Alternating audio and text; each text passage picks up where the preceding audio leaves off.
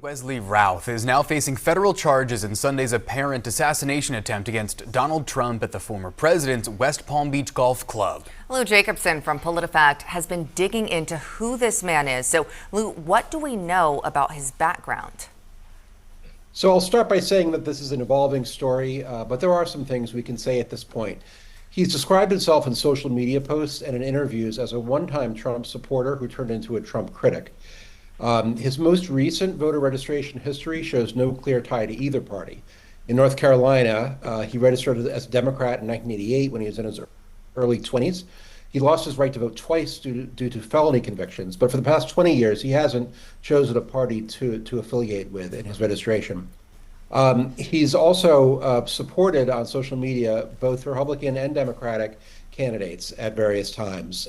He wrote on social media that he voted for Trump in 2016, something he later characterized in a book that he wrote as a terrible mistake.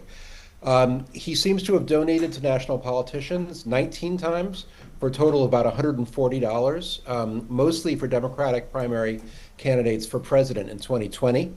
And then in a social media post in April, he applauded a line used by Joe Biden frequently that democracy is on the ballot and we cannot lose.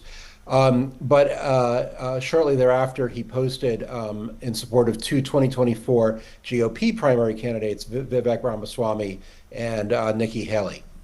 Well, much of Routh's political interests in recent years have involved Ukraine. What can you tell us about that? Yeah, so from his posts and media interviews, it shows that he visited Ukraine in 2022. That was after the war began.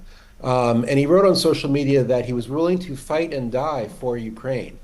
When he went over there, though, he was turned away as a possible fighter because of his age. He was in his 50s and his lack of military experience. So instead, he pursued kind of a fringe idea of drafting soldiers from Afghanistan to help Ukraine and also support for the shipment of U.S. weapons. None of those ideas really went anywhere. And in his book, he said he wasted 5 months on the ground in Ukraine with no significant successes. All right, Lou Jacobson with PolitiFact. Thank you so much for your time. Thank you.